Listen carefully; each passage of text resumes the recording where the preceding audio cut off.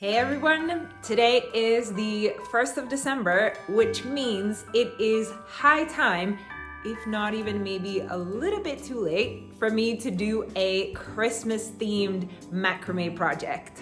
And guys, you know me, I like to do big pieces. So I thought I would do this really large Christmas tree and done in a way that I think you have not seen done yet. And if you will like the idea and like my tutorial, don't forget please to give this video a like and comment down below. It will really help the channel to grow. All right, enough for the intro. Let me walk you through my list of supplies. I'll be using quite a few cords for this one, starting with my base, which will be this neutral 5mm braided cord. Then I've got this gorgeous pine green color. This is also a 5mm braided cord, and this will make the majority of the tree. Then I have this beautiful classic red, and you can see I've done the proper color matching with my outfit today. Again, 5mm braided cord. And last but not least, I have this champagne twist. So it's the neutral cord twisted into a 3-ply cord with the champagne, metallic cords. And I also have this pure champagne metallic color. So I'll see at the end how the tree looks like and what I'm doing with the ornaments to see if I want to add all of these, the red, the champagne twist, and the champagne into it. And I want to mention that Bobine were kind enough to send me all of those cords you have just seen to make today's video. So thank you so much for your support. And guys, I mean, look at that color combination. The green, the red, the neutral, the metallics, like it doesn't get more Christmassy than that. So I'm super excited that they came out with those colors for this Christmas season and can't wait to try them out on my Christmas tree.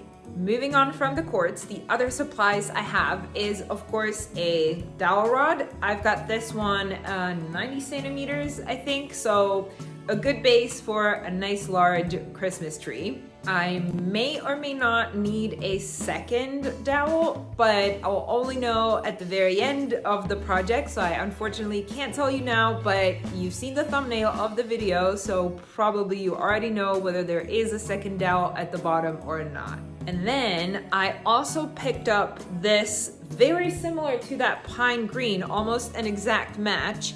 I think it's more of like a jute cord, and you will see me in just a little bit what I do with it. Technically, this is, I think, a step that you can skip, but check it out first before you make your decision. And it doesn't, I mean, it's just a nice coincidence that I found this, pine green color, but you can use any color, any cord really, but you will see what I'm going to do with this. For all of the cord measurements, how long I'm cutting the cords, how much of it in total I'm using, go to the description of the video. That's where you will find all of those lengths and measurements. All right, and that's it for the supplies, so let's get into it. First step, I need to prepare my base cords. And those, they are actually not going to be making any knots. You will see in just a moment what I'm doing with them, but that means that there isn't any complicated calculation. I'm basically going to double the length of my entire Christmas tree, maybe add just a little bit of extra for the lark's head knot at the top, and just to have some, some length down at the bottom in case I want to maybe make it a little bit longer than originally planned.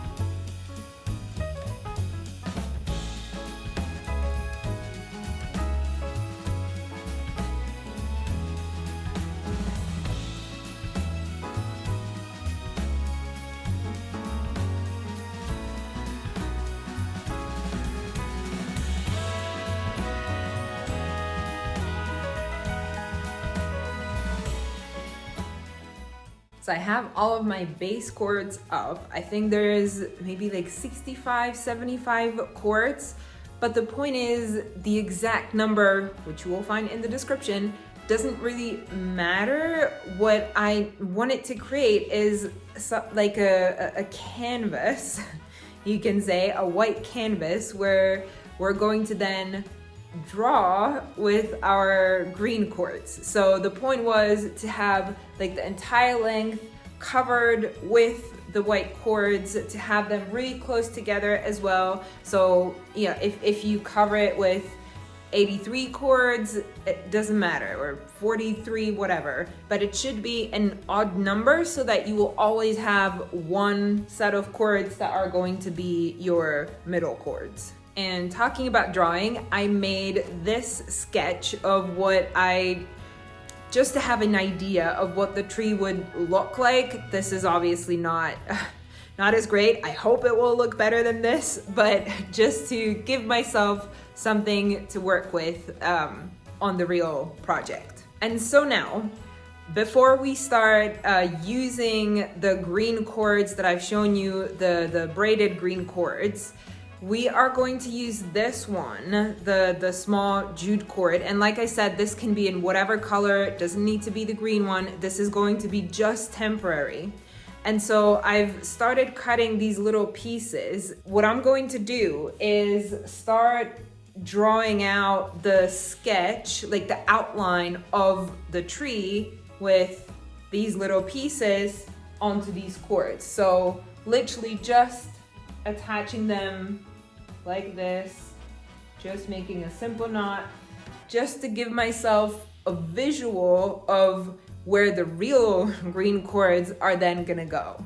And like I said in the beginning, I think this step is definitely optional. I just hope that it will help me, again, draw the outline, have a better idea of where the real green cord is then gonna go on this canvas.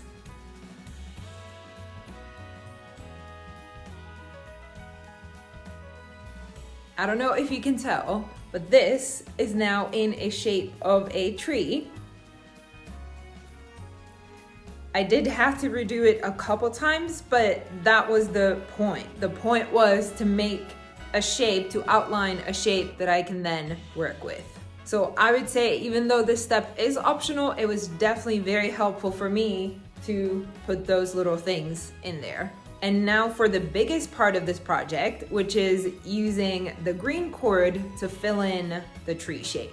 And so the plan is that I'm going to take, starting in the middle, always 2 of the white cords and wrap them in the green cord. Now, at first, I thought I would be using the gathering knot for all of this, but it would literally have to be, like, the longest ones would have to be the entire length, like almost a meter long gathering knot, which I'm just not sure if that's going to work out. So I'll show you what I thought of instead, and let's see if that works.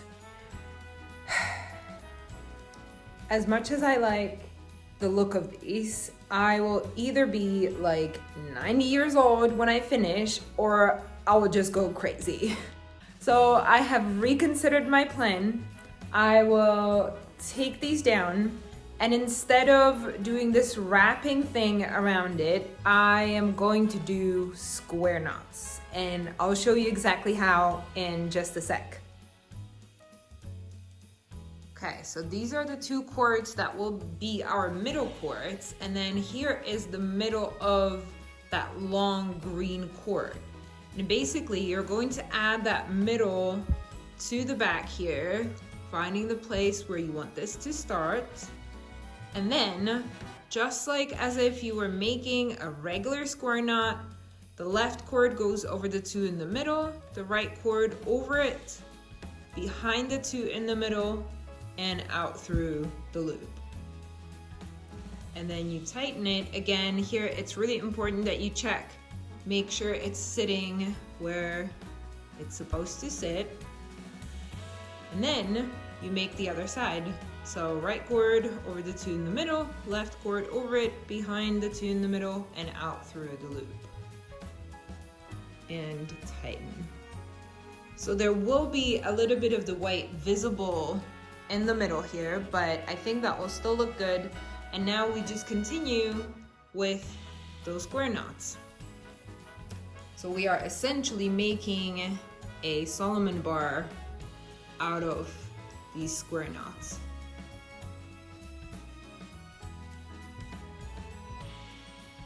Okay, this is much better. Still takes a long time, but it's definitely much less frustrating than the wrapping was. Now for the bottom here, I'm not going to do anything to it yet. I mean, the cords are staying put. I don't have to worry about it unraveling. So I'll just finish all of the different sections and then I'll come back to the ends. So now I will be going one by one, the next two cords, next two cords, next two cords, staying within that shape that I drew here and always just adding the square knots in the exact same way as I did here. And you may see me change a scenery because I'm thinking I might take you with me for the weekend.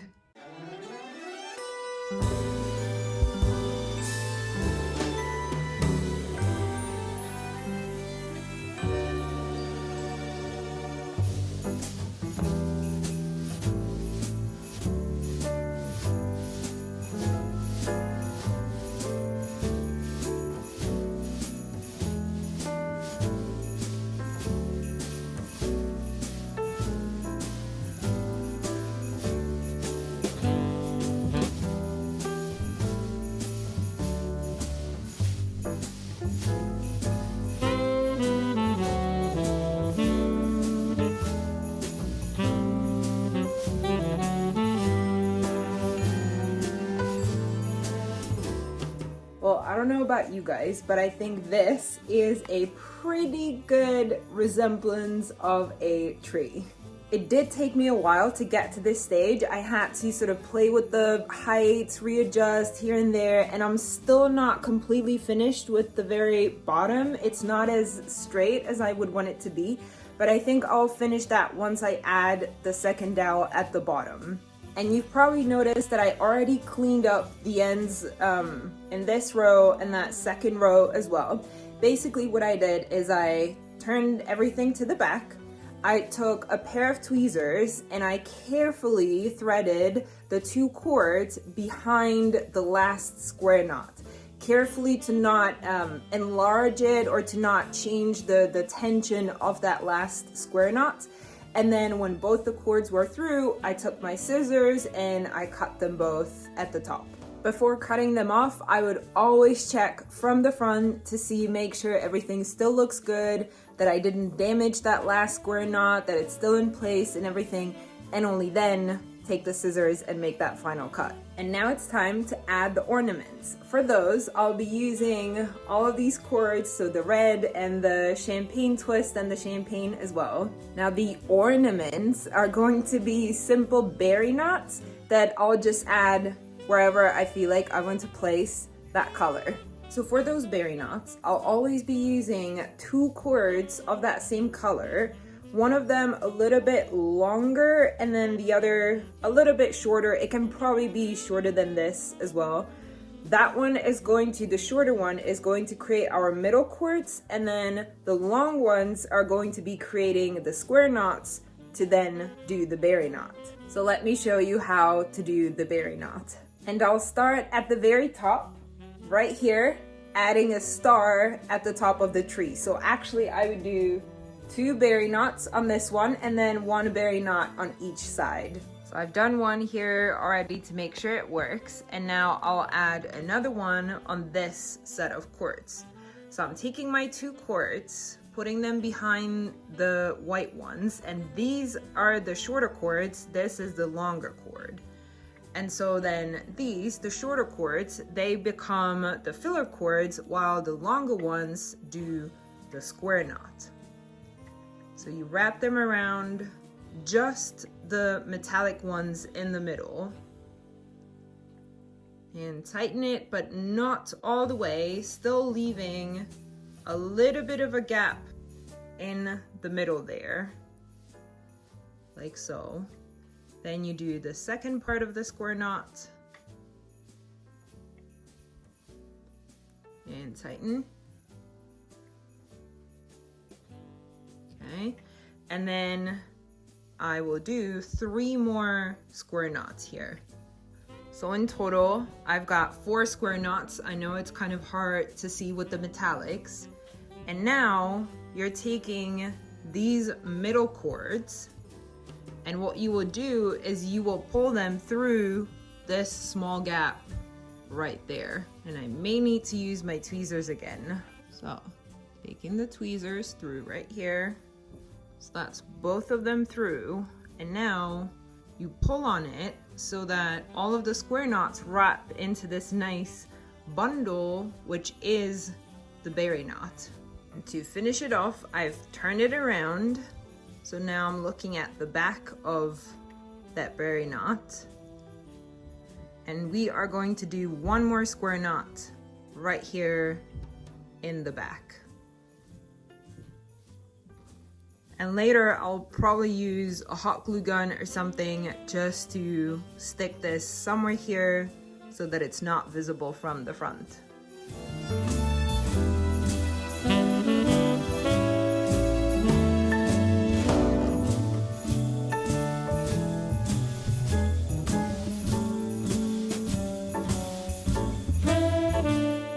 I am almost done, guys. I've added all of the ornaments, and I've also cleaned them up in the back using my best friend, which is my hot glue gun. You may have noticed that I did 3 at the top here for this tower, actually. And then I added the red and the champagne twist for the rest of the tree. And now the final step is to add the second dowel at the bottom of the tree and to clean up all of those green cords down there. And I'm going to add this dowel the same way I did it for that gray geometrical wall hanging. If you haven't seen that, post a link up there. Basically with a double half hitch knot. Let me show you. So I get my dowel down here and I take that very first cord on the left, and basically what I do is a double half hitch knot with it, pretending as if the dowel was my filler cord. And that's how simple it is. And then that's what you keep doing with all of these other cords as well. Simple double half hitch knots. And don't worry about the height and the tension yet. We can always adjust them later. What I've already done is I added a couple on the other side as well, just to make it easier. And so what I would suggest is in the beginning, you add like a couple here and there. You don't have to go one by one.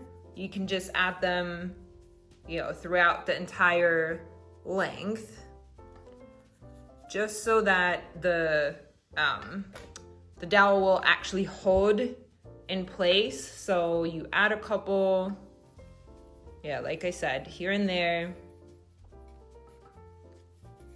And then you can already let go and the dowel is holding in place. And so you add all of the white cords onto the dowel, and then I usually take my level and I make sure that this is leveled and in the right place. And I do that by just adjusting the knots, so either pulling them tighter or looser depending on where the dowel needs to be balanced. And then once I'm done with that, I will clean up all of these green cords. So the green cords are not going on the dowel, just to be clear. I just need to put the white cords on to see where do I have that nice line for the green cords. So I'll clean up the green cords same way I did for the ones above, and I will also clean up the white cords by cutting them really close to the end of the double half hitch and using my hot glue gun again to attach them directly to the dowel so that they don't unravel. And those are the last steps in the Christmas tree, and then I will be done.